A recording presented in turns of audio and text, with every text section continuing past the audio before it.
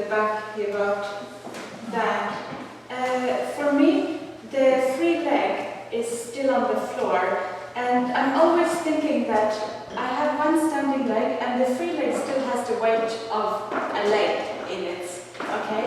So sometimes we try to free that leg up too much, and then the hip tends to come up too.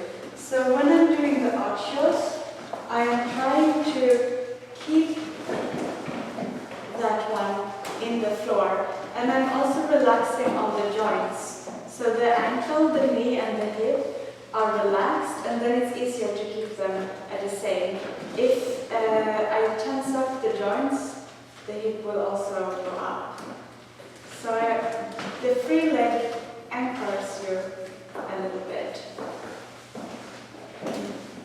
Because we will combine the ochos with the change of weight.